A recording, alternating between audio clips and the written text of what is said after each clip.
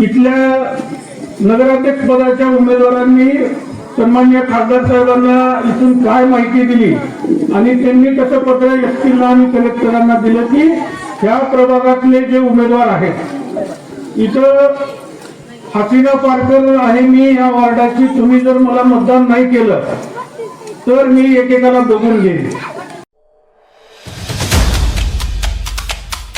कुटुंबातल्या महिलेला बदनाम करण्याचा प्रकार जो चालू होता त्या संदर्भात आम्ही आपल्या महिला आयोगाकडे त्याची तक्रार केलेली आहे. एक एक 2-2 किलो जास्त देण्यात राहतं आणि याच्यापूर्वी 4-4 किलो यांनी राशन काढून घेतले, पण आता देताना 2-2 किलो जास्त देत होते. अशा प्रवृत्तीचे आम्ही सर्वच ते प्रश्न जीवापेक्षा जास्त प्रयत्न करून ते प्रश्न आपले सोडवून देऊ. वो कौन दाऊद, कौन हसीना पारकर, हमारा क्या संबंध है? सही दाऊद तो वो है, सही हसीना पारकर तो उसके घर में है. कितने राशन दुकान है उसके पास?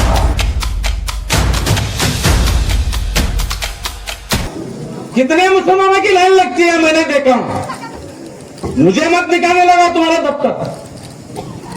सब करने का अपन और बदनाम दूसरे को करने. एक गरीब घर की औरत है, आज इलेक्शन लड़ाना चाहती है. बाबा साहब के घटने से सबको अधिकार है.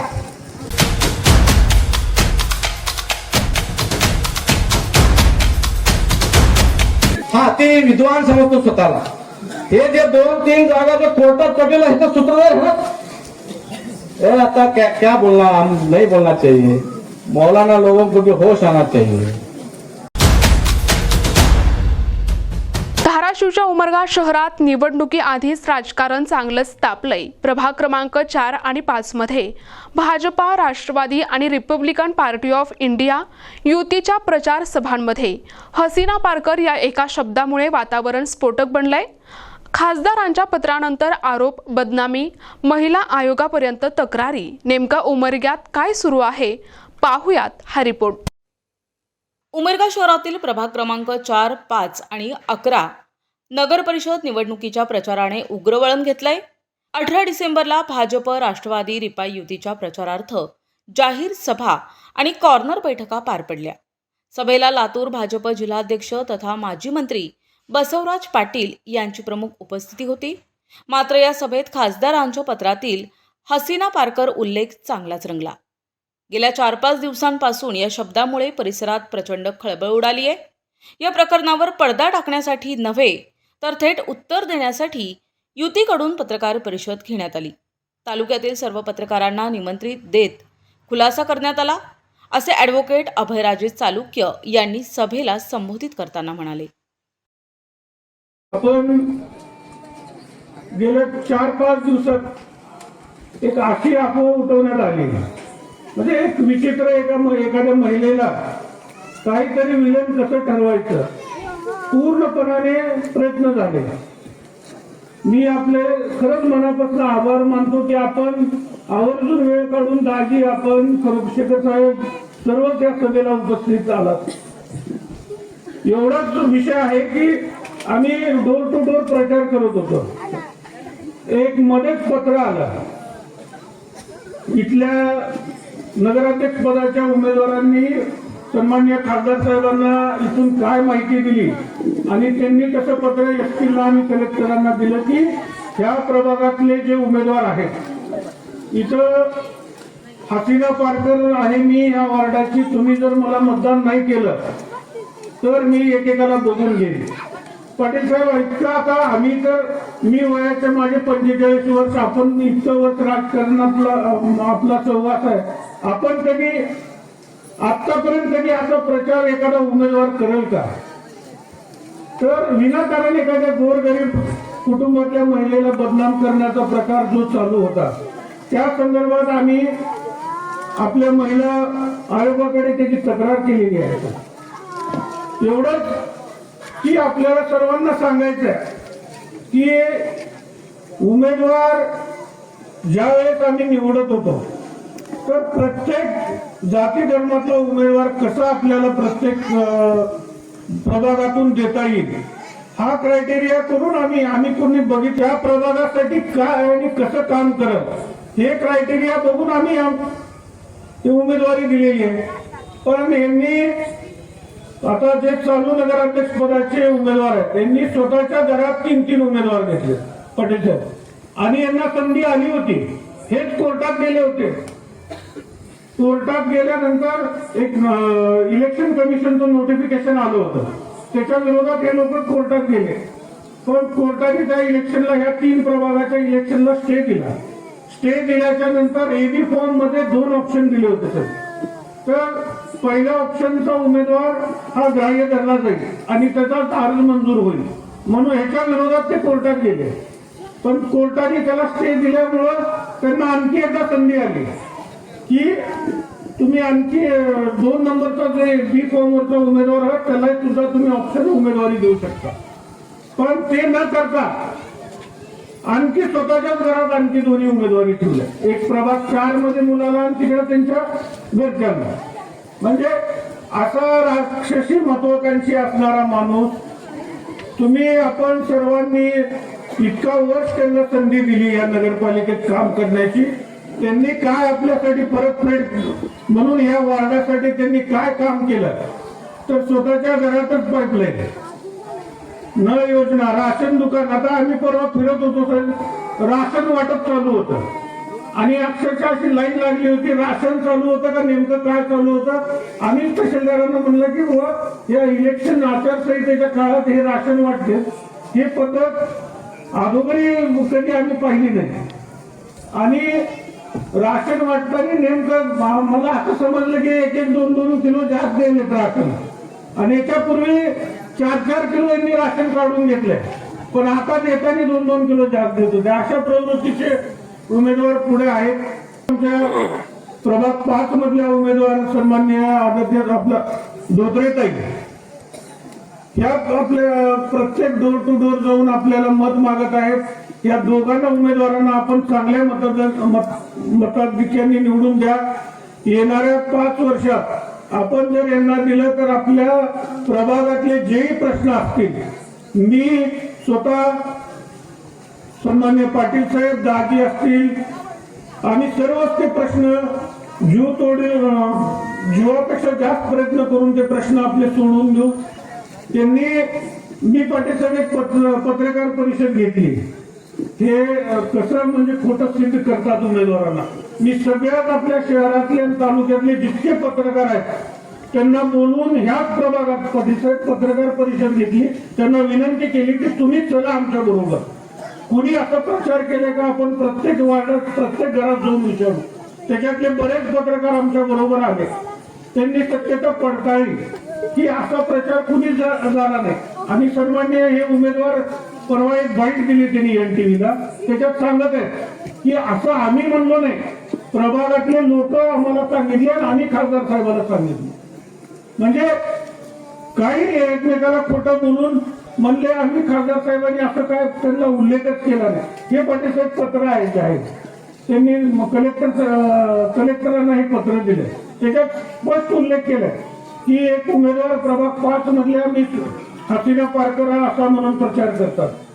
मी आपल्या उमेदवारांना पाटील साहेब ते पत्रकार परिषद होताना विचारला आल्या तुम्हाला हे हसीना पारकर माहिती आहेत का. ते म्हणले कोण, मी आतापर्यंत माझ्या आयुष्यात कधी नाव ऐकलं नाही. कधी म्हणजे विनाकारण एखाद्याला बदनाम करायचं किती करायचं. पण मी बोलणार नाही. आपला स्वभाव नाही कोणावरती टीका करण्याचा. सरळ जे एक माझ्या मनाला वाटलं की एका महिलेचा अपमान होत आहे तर त्या महिलेसाठी आपण उभा राहिलं पाहिजे हे माझ्या मनाला वाटलं म्हणून मी पत्रकार परिषद घेऊन पूर्ण त्याचा खुलासा केला. आमच्या भाजप महिला उमेदवाराची बदनामी करण्याचा कट रचण्यात आलाय. हा केवळ राजकीय डाव आहे. या प्रकरणी आम्ही महिला आयोगाकडे तक्रार दाखल केली आहे. उमरग्याच्या जनतेने अफवांना बळी न पडता सत्याच्या बाजूने उभे राहावे असे ॲडव्होकेट अभय राजे यांनी मतदारांना सांगितले. कटाला उत्तर मतातून द्या असा संदेश युतीकडून देण्यात आलाय. पॉलिटिक्स एक अलग काम है, इस्लाम एक अलग काम, मुसलमान एक अलग चीज है, मुसलमान किसी को डरता है तो सिर्फ अल्लाह को डरता है। रात और दिन मेहनत करने वाली कौम बोले तो मुसलमान। हम क्यों भावनिक होकर वोट करें? रात और दिन अपने प्रश्न छुड़ाने के लिए यही लोग हैं। तो मेरी आपसे अजमन गुजारिश है, आप इंसान देखकर वोट करो, पार्टी का सवाल नहीं। हम बहुत बार चुन कर दिए, ऐसे गंदे आदमी को 3 से 4 बार इस शहर में चुन कर। एक बार तो भैया याच्यावर बहिष्कार टाकलो तुमच्या समोर। मी 50 वर्ष या शहरात शिक्षणापासून प्रबोधनाचं काम करतो, शहरात पाटील साहेब जास्त प्राध्यापक म्हणून काम करतो। असला अंता बहादूर, असला नीच प्रवृत्तीचा माणूस मी या तालुक्यात कधी बोलतो। काजी साहेबासारख्या माणसाचा अपमान, पाटील साहेबासारख्या माणसाचा अपमान, हा माणूस कोणाचाच ना। तुमच्या वडिलांनी थोडा आशीर्वाद दिला, मैं तुम्हारा हूं। सरांनी थोडाफार आशीर्वाद दिले, सर मैं तुम्हारा हूं।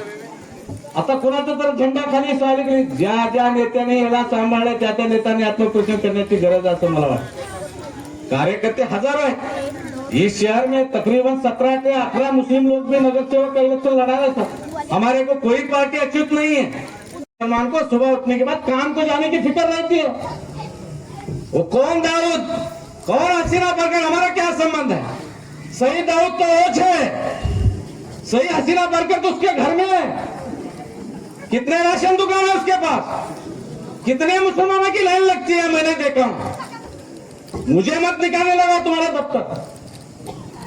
सब करने का अपन और बदनाम दूसरे को करने। एक गरीब घर की औरत है, आज इलेक्शन लड़ाना चाहती है। बाबा साहब के घटने से सबको अधिकार है। जिस दिन तक मैं इस शहर में हूं, सब ऐसे ऐसे मुद्दे हैं हमारे शहर में, बहुत बार वातावरण। एक बार तो इस शहर के पुलिस स्टेशन में जगह नहीं थी, इतने मुस्लिम जमा हुआ। 1000 मुसलमानों के ऊपर लाठीचार्ज हुआ। यम राजकुमार सोलापुर में अभी कमिश्नर है, पुलिस कमिश्नर, उन्होंने मुझे बुलाकर बोला कि आप अकेले आदमी हो जो हक की सच की बात है। क्या चाहिए हमको अच्छा संभालने वाले नेता लोग चाहिए। ये शहर को सर्वधर्म संभाळ को चलने वाले नेता चाहिए। हमको जात जात में नाही। मला फार हसू आलं साहेब, ज्यावेळेस या शहराची निवडणूक लागली, आता हे भैया उमेदवार, दुसरे अजून एक भैया उमेदवार, हा माणूस सांगत सुटला आमच्या गल्ली बोळानं, आ गया मैं आ गया। मैं बोला कैसा आ गया? वो दोनों के लड़ाई में मैं आ गया। अरे मैं बोला हिंदुस्तान का मुसलमान इतना पागल नहीं है, तू मुसलमान बोलकर तुझे कैसा वोट करेंगे? तेरी असलियत तो सब लोग जानते हैं। असं काही पुढे सोडायचं। हे सगळं संपल्यानंतर आता आपली बायको आणि मुलगा निवडून येत नाही म्हणून हे नवीनच पूल काढलाय, दहशतवाद। हे तुझ्याच वाड्यात कसं काय? हा, हे त्यांच्या नेत्याच्या मुलानेच सांगितलं भाषणात तिथं, हे पाणी चोर आहे, याच्यावर गुन्हे किती झाले, इथून औरंगाबाद पर्यंत कितीदा पळून गेलाय, किती अट्रॉसिट्या झाल्या। कायम जाती धर्माचं इस्तू लावायचं, या शहराला अशांत करण्याचं काम जर कुणी केलं असेल तर या नालायक माणसाने केलं। त्या कार्यक्रमाला सुटतात आला हा कुटुंब करता माणूस हिबानामा लिहून देऊन भावाची सगळी प्रॉपर्टी हडप केलेली। कसं काय ते लेखक त्या दिवशी मुलाखतीत सांग, असे माणसं या शहराचं नेतृत्व कसं करते? हा, ते विद्वान समजतो स्वतःला। हे जे 2-3 जागा जो कोर्टात पटेल है तो सूत्रधार है। आता क्या बोलना, हम नहीं बोलना चाहिए। मौलाना लोगों को भी होश आना चाहिए। हाँ, हम अपना अपना दिन का काम करना अलग है और राजनीति अलग है। इसके लिए ये जो आज जो इलेक्शन हो रहा है उसको वो कारणीभूत है, ये इसको धड़ा सिखाने की जरूरत है। मैं आपको हमेशा गुजारिश करूंगा कि किसी बात का नहीं सोचते हुए ये तमाम लोगों के हाथ बरकत करने के लिए आप लोग घड़ी और कमल को वोट करिए और उनको भारी वोटों से जिताइए। इतना ही बोलता। एकीकडे प्रचार, दुसरीकडे आरोप प्रत्यारोप आणि मध्येच हसीना पारकर या शब्दाने पेटलेला राजकीय वाद। उमरग्यातील ही निवडणूक आता प्रतिष्ठेची आणि आरोपांच्या राजकारणाची बनत चालली आहे। त्याला वेगळा कलाटणी द्यायचा असा प्रकार या शहरामध्ये चालू आहे। कशावर आपण चर्चा व्हायला पाहिजे? आपण या शहराच्या विकासावर चर्चा व्हायला पाहिजे। या शहराचा विकास कोण करू शकेल, कुठला उमेदवार करू शकेल, कुठला पक्ष करू शकेल, ह्याच्यावर चर्चा व्हायला पाहिजे। परंतु जे काही ऐकतोय आपण, तुम्ही पाहतोय, हे सर्व भूलथाप आहे. चांगलं वातावरण कुठला पक्ष, कुठली माणसं निर्माण करू शकतात, अशा प्रकारचं काम करण्याचे लोक, ज्या विचाराची लोक, ते लोक त्यांना हवे. आणि म्हणून मला खात्री आहे की उमरग्यामध्ये आमचे हर्षवर्धन चालुक्य आणि आमचे हे किती 22 का 23, 25च्या 25 नगरसेवक निवडून आल्याशिवाय राहणार नाही, हे मी आज आपल्या ठिकाणी सांगितलं. आमच्याकडे आयबीचे रिपोर्ट आहे, अभयजी, आमच्याकडे आयबीचे रिपोर्ट आहे. आणि आम्हाला सतत आयबी सांगतात की तुमचे सगळे उमेदवार या ठिकाणी निवडून आलेले. आणि म्हणून मला ज्या वेळेला सकाळी अभयचं फोन आलं की तुम्ही सगळेला आलं तर खूप चांगलं होईल, मी त्यांना एका मिनिटात सांगितलं, मी येतो, वेळ काढून येतो, कारण मी लातूरला होतो, तरी मी वेळ काढून येतो आणि सरकारचं काय म्हणणं आहे, लोकांचं काय म्हणणं आहे, लोक काय म्हणतात, हे मुद्दाम आपल्याला सांगावं, या विचारानं, या उद्देशानं आज आम्ही या ठिकाणी आलेलो आहोत. उमरग्यातील राजकारण कुठे वळणार, आरोपांचा परिणाम मतदानावर होणार का, हे येणारा निकालच ठरवेल. प्रतिनिधी सचिन बिद्री, NTV न्यूज मराठी, उमरगा, धाराशिव.